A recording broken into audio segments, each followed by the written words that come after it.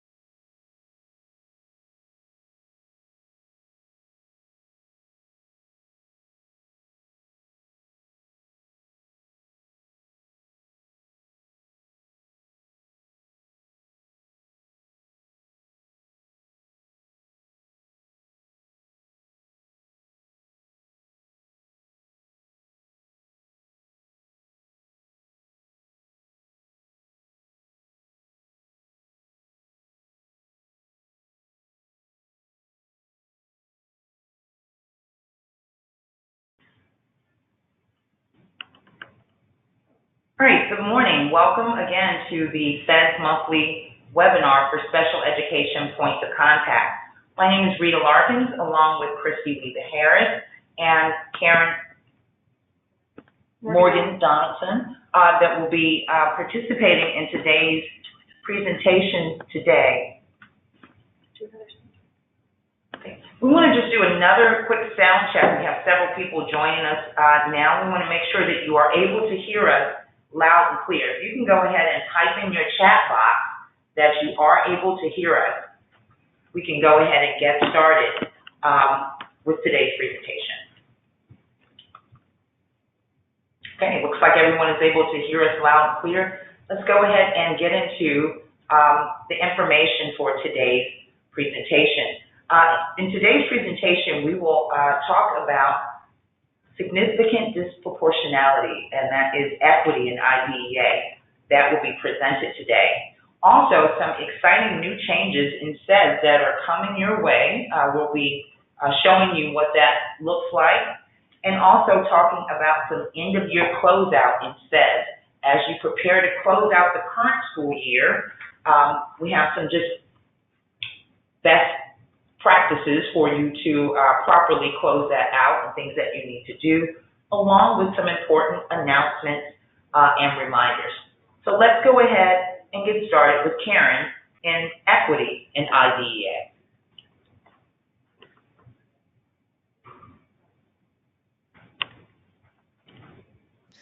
Good morning, everyone. This is Karen Morgan Donaldson from the IDEA Monitoring and Compliance team. Today I'm going to be talking about significant disproportionality, which is also referred to as equity in IDEA. So if we could go to the first slide, which gives us a timeline of the regulations. Thank you. Okay, so this slide, I just wanted to give you an update on some of the changes that have taken place over the last several years to these regulations.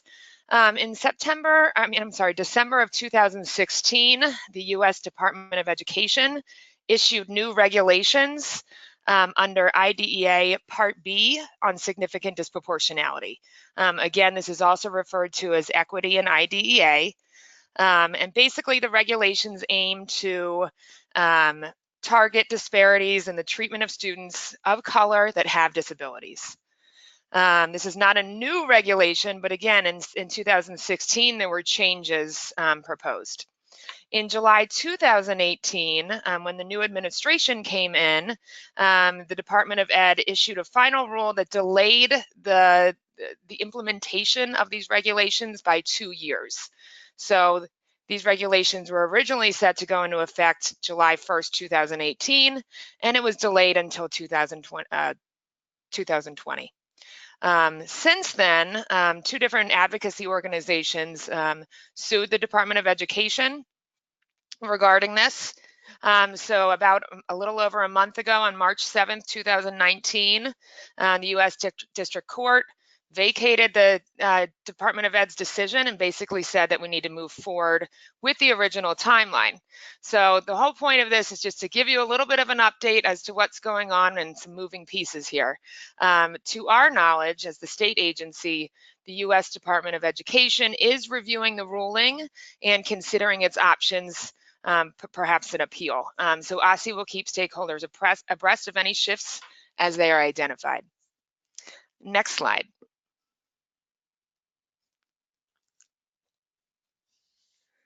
Okay, so what exactly is significant disproportionality? Basically, significant disproportionality exists when students in different racial or ethnic groups are more likely to have an outcome. And we're looking at four specific outcomes. We're looking at over-identification as having a disability. We're also looking at over-identification in specific disability categories. We're also looking at being placed in more restrictive settings than students of other race, and then suspended or expelled at higher rates than students in other races or groups.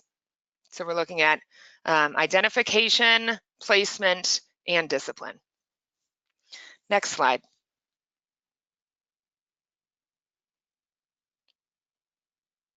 So what are the changes to the regulations? Basically, previous to these new proposed regulations, states could come up with and define significant disproportionality in any way that they wanted.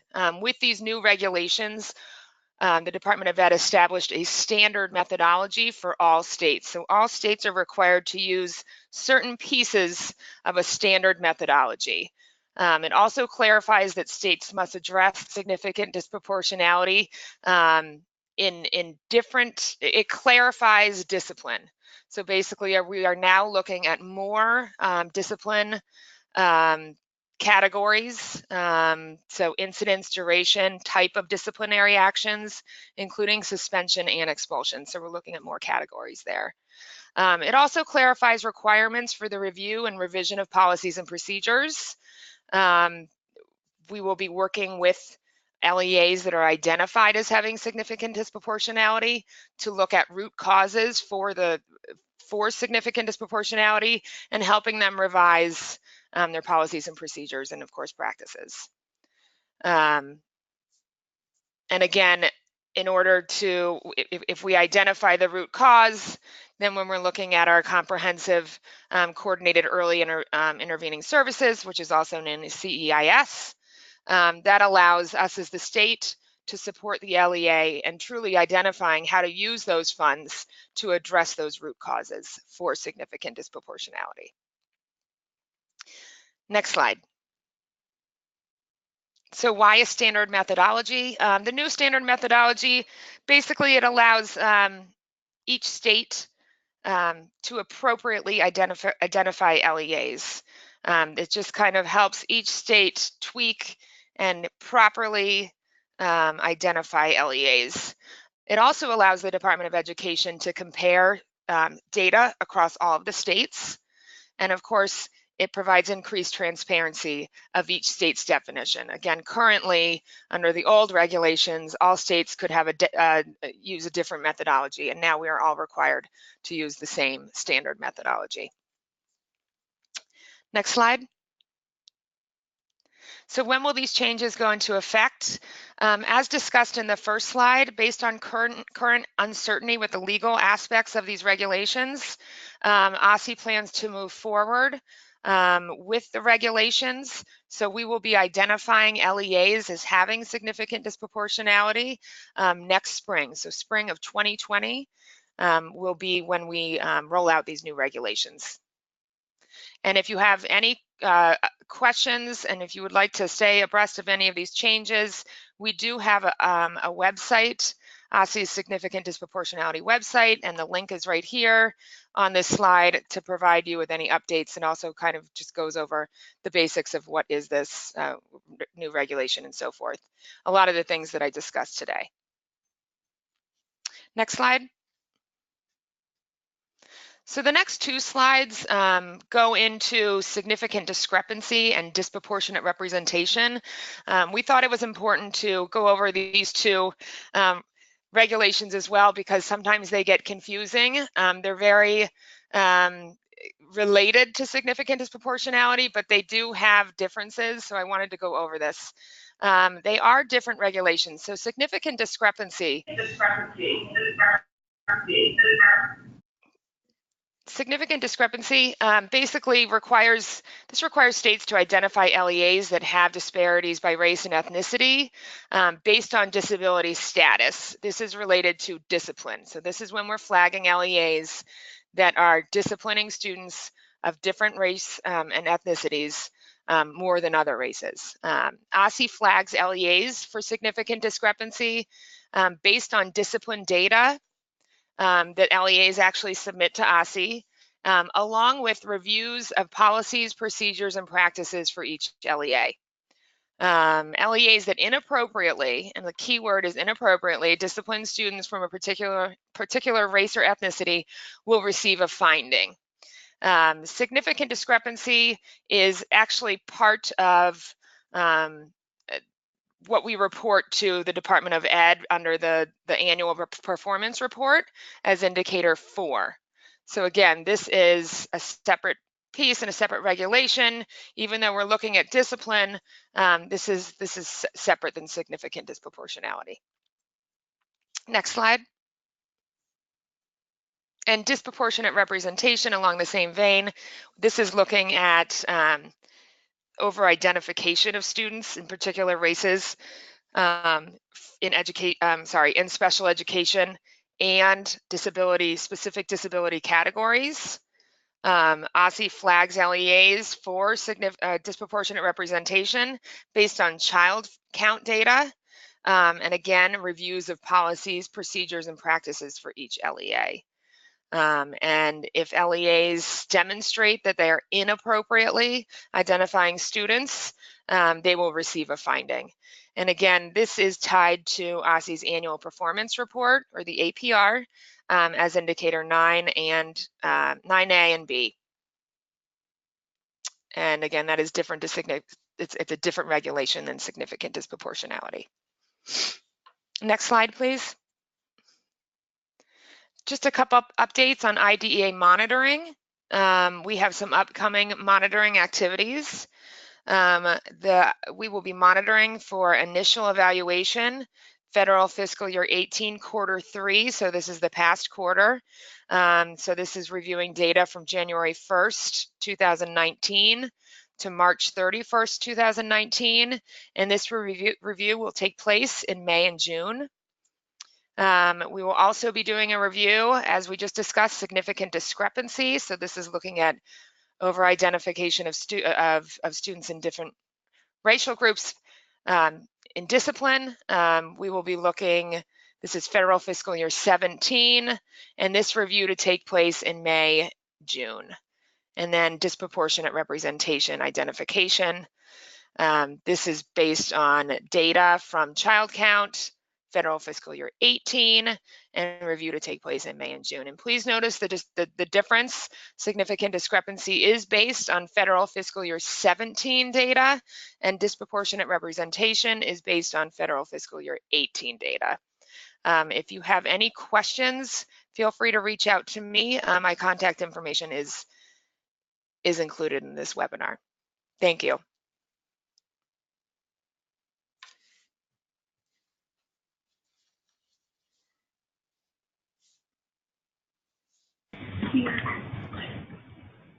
Awesome. Thank you so much, Karen, for that information. In the next section that we're going to be covering, we're going to be talking about everybody's favorite system, SEDS, and some upcoming system updates. So we're making some changes to what is currently titled the least restrictive environment page in SEDS. And first, we're going to be renaming this page to educational environment, because currently, when you select the child's environment from that list of the eight radio buttons, that is not actually the child's least restrictive environment. The IEP team determines what the best environment is for the student. Those specific placement categories that you see are technically the student's educational environment that we use for the purposes of federal reporting only. So in the last 2 years, I believe you've seen that this area of SEDS is now appearing on the IEP, and that was because there are some instances in which an LEA needs to update a student's educational environment, and to do that, you have to complete an IEP amendment. And we know that there was some difficulty explaining to parents that you needed their participation in completing an IEP amendment for something that at the time they were not seeing on the IEP.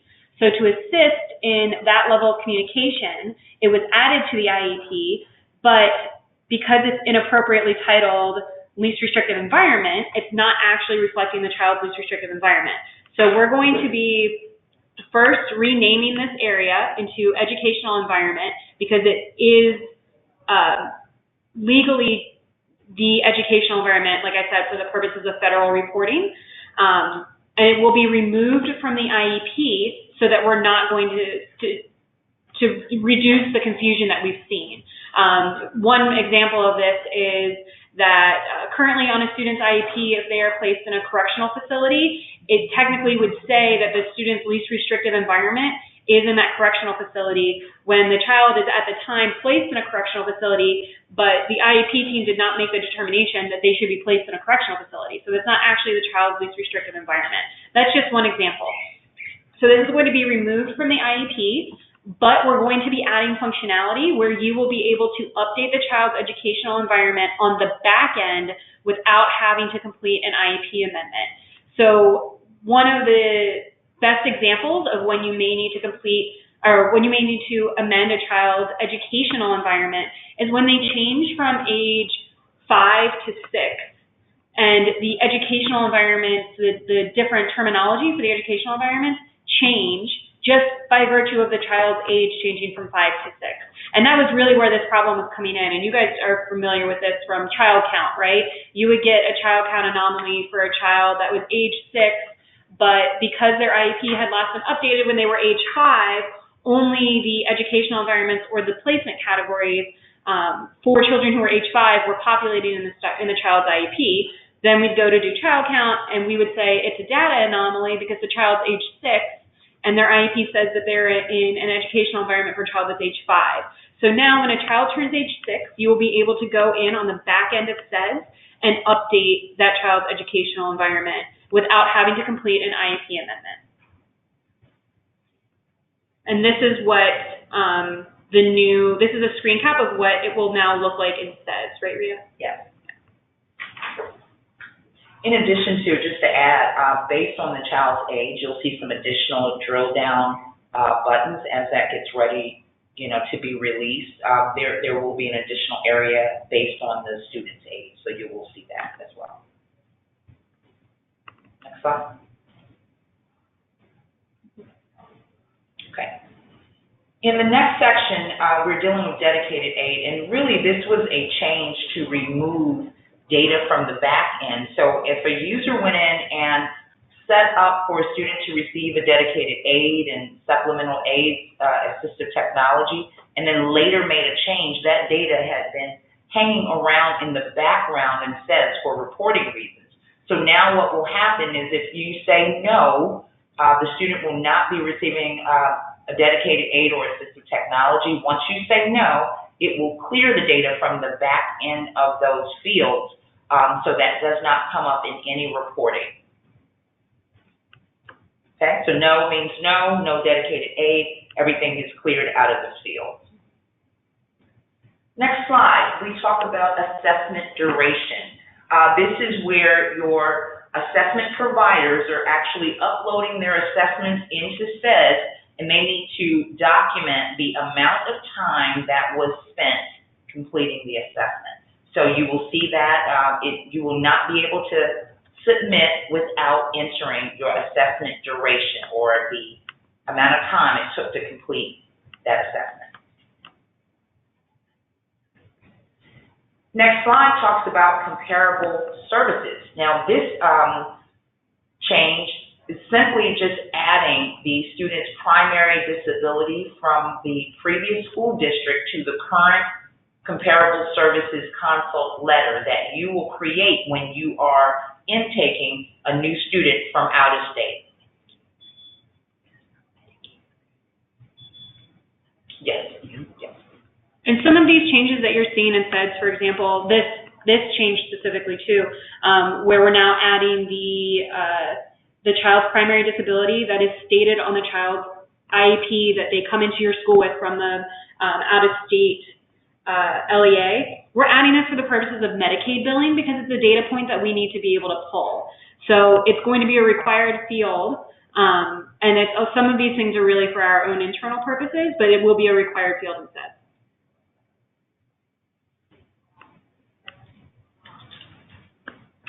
The next change is group size. So now you must enter an appropriate group size. I don't know if folks remember when 0 was an appropriate group size. Now, with the change in SEDS, you will be able to enter a group size starting with 1 will be your first choice.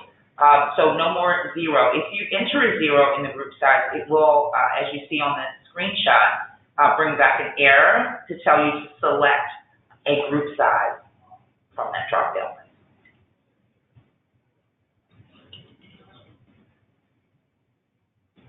Okay. So those are some of the changes that you can expect in SEDS. We're going to take just a quick pause to answer a few questions that are coming in the chat box.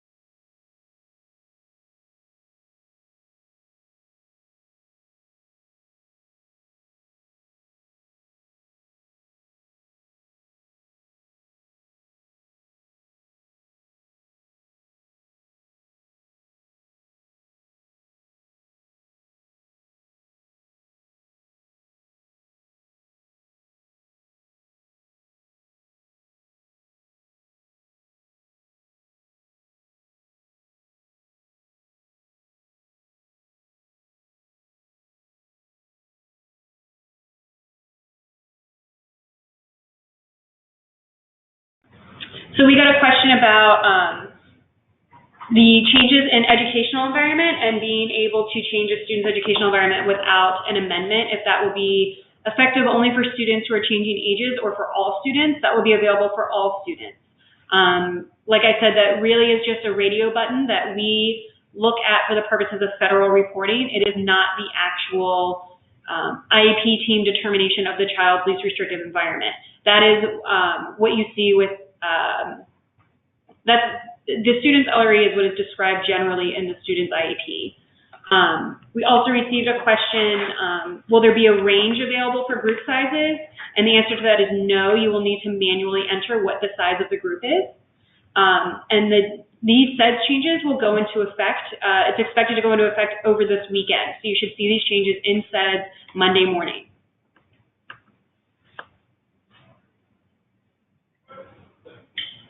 Okay, in the next portion of our presentation, we're going to just talk briefly about some of the end-of-year closeout activities that should be happening in SEDS as you start getting ready for students to transition to the next school or students that will be graduating. We just wanted to remind you of some of those things that need to happen as you're getting ready for the end-of-school closeout. So, summary of performance. That, of course, is due to your graduating seniors. I believe the time frame is 60 days before graduation. You should be completing those summaries of performances with the student. Graduate with a diploma. Those are for all of your seniors that will actually be graduating this year with a regular diploma. You will be required to put that graduate with diploma information in SEDS. And the reason for this is because a lot of folks are looking to have students removed from SEDS at the end of the school year. So if they've graduated or aged out, folks are looking to have those students removed. Let me go to the next slide, which gives you just a little bit more information about this process that you'll need to go through for the end of the year closeout. So, of course, please refer to OSSE's entry and exit guidance so that you are using the appropriate exit codes to get your students removed from your SEDS roster. In the next line where we're looking at students that have graduated from your LEA with a regular high school diploma, you will need to complete the summary performance, graduation document, and a PWN in SEDS. Your students that are aging out, that means they are reaching age 22 by the end of the school year, you will need to do the age out document in SEDS. And for any student transfers, don't worry about that part. That will get addressed in the OSSE support tool.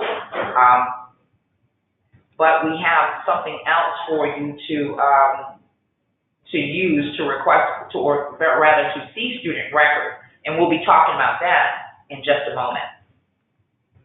So if you have any questions about removing students for the end of the year or any questions about end of year closeout, you can go ahead and enter those questions in your chat box. Another area that we want to make sure that we speak about in today's presentation is completing the end of the year service logging. So you want to make sure that your providers are completing those service logs for students.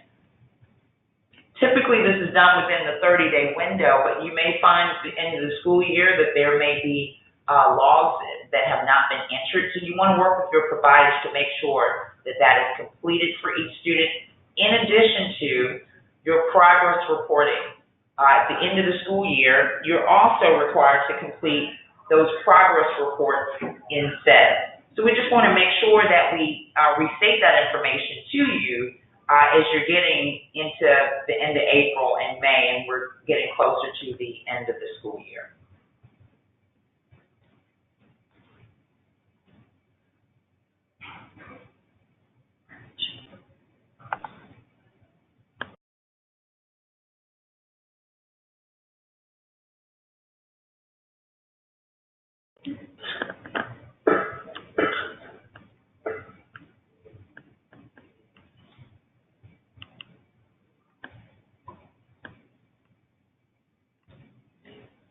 All right, so we are now at the section for reminders and announcements.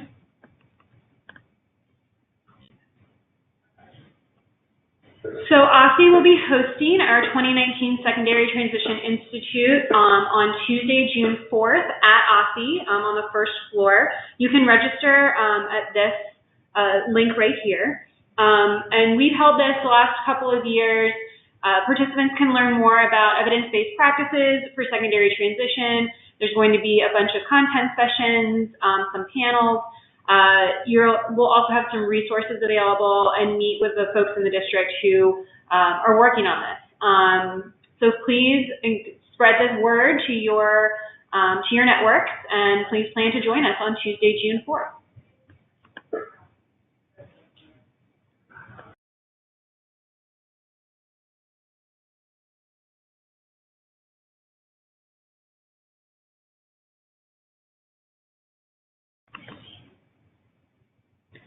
This is also another promotion for Jen Carpenter's High Quality IEP Series, Part 4. Please register for this very effective training. This is going to be held on Monday, April 22nd, and then will be also repeated on Tuesday, May 7th and Tuesday, May 21st. These are full-day sessions, and they are held at OSSE. And as a reminder, this is Part 4 of her 4-part series on developing high-quality IEPs. With a focus on ensuring that those IEPs meet the standards established by the Supreme Court and the Andrew F. Supreme Court decision. And you can register for that training here at this link. So, it is time for the Early Access to Students with Disabilities data application to go live. We anticipate that it will go live this Friday, April 26th. And as in past years, this is a click application that includes an early look at the special education information for students who are enrolling in your school the following school year. This also includes information for students who are continuing in your school for this new school year.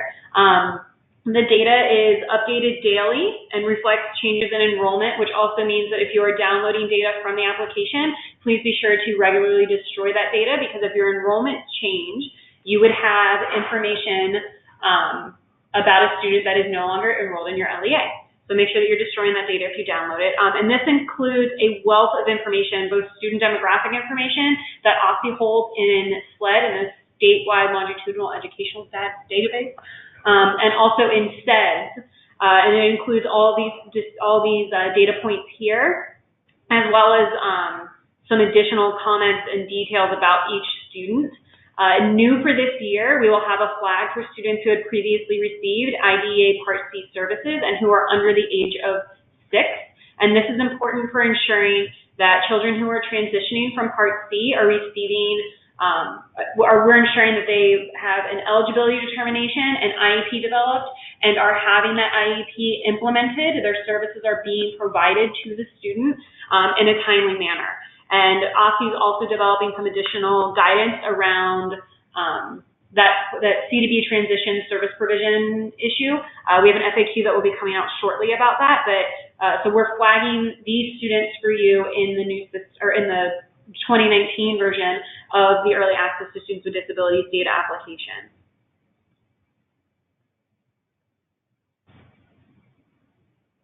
All right. Also, we are looking for volunteers to talk about, that's at the end. No, never mind. Go ahead. No worries, Christy. SEDS maintenance, just to restate, Friday, SEDS will be down for maintenance from Friday to Saturday. I know everybody loves working in SEDS over the weekend, so it will be available for you again Saturday morning, but after 5 on Friday, it will not be available, so that we can roll out some of those changes. You'll see those reflected in the system come Saturday morning.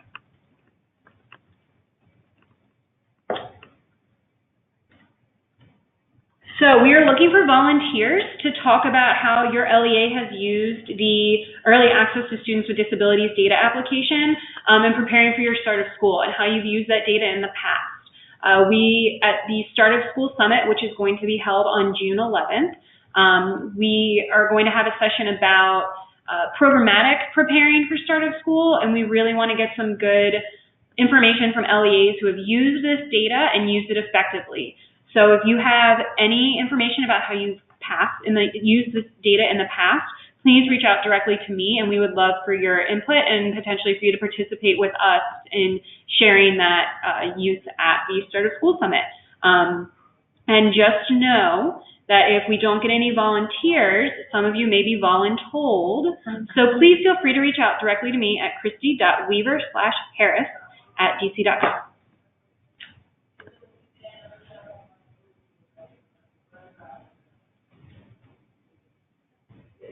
And as a reminder, 2019 ESY is upon us. These are all of your data system deadlines, and yesterday afternoon, I sent an email directly to LEA heads of school, LEA SEPOC, so I'm hoping if you're on this call that you received that email from me, transportation points of contact, and LEA data managers with the 2019 ESY memo, which provides information on your programmatic requirements and your data requirements for ESY. And new for ESY this year, which you folks already know because we've talked about it a couple of times, is that you have to participate in tote training in order to access the new tote system. Just a flag that in the memo, in the narrative of the memo, the link for tote trainings is incorrect. But at the very end, in the checklist, the link is correct. And also, please know, if you are currently registered for tote trainings, please rely on that registration as accurate. All of those trainings are still ongoing, and that trainings are being offered in webinar form at this point. If you have any questions about that or about the ESY memo, please, again, feel free to reach out directly to me, Christy Weaver-Harris. Also in the memo, just as an FYI, we included some information on what should be done for students who are transferring due to their LEA closing. So take a look at that section. It's on page 2.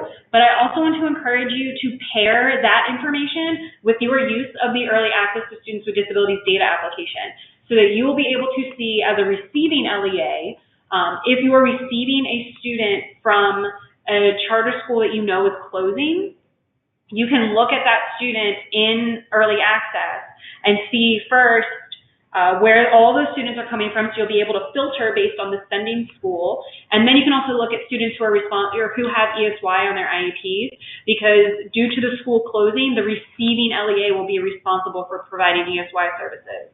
I know that that's somewhat inconsistent with what is in the current regulations, but it is consistent with what is in our charter closure policy.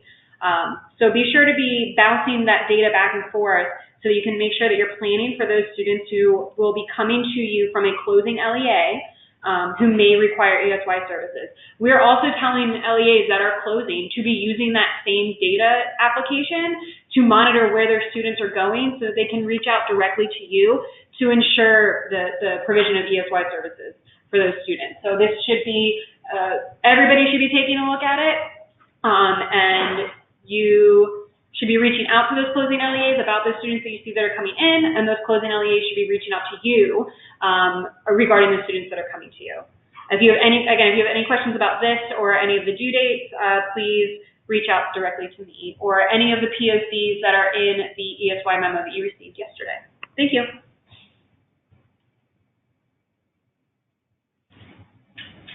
Awesome, thank you, Christy.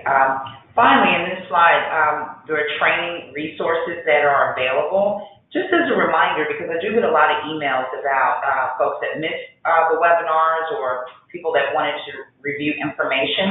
All of the webinars are recorded on OSSE's website under the Office of Data Management and Application. So you will find the monthly listing of all the previous webinars. In addition to our link to the SEDS Basic Users Manual and previous SEDS recorded training.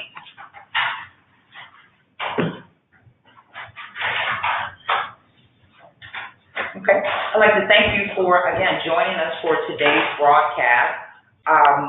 Our next broadcast is then correct at the bottom of your page, but the next broadcast is actually May 15th. And yes, so please be sure that you are registered for that final broadcast. Again, May will be our last monthly broadcast for this school year. The next time we'll be seeing folks will be in person at the Start of School Summit on June 11th. Yeah, June 11th. And registration information for that is in the LEA Look Forward, or again, you can reach out to any of us and we can provide you the registration link for that.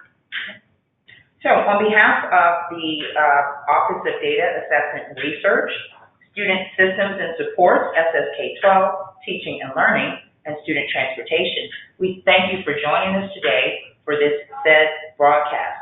We hope the information shared today has brought value to your work. And as always, our goal is to ensure that you as the SPED POC has the most timely information and updates. We thank you for your time. Have a great afternoon. We'll stay on the line to continue to answer questions for a few minutes, so feel free to put questions in the question box.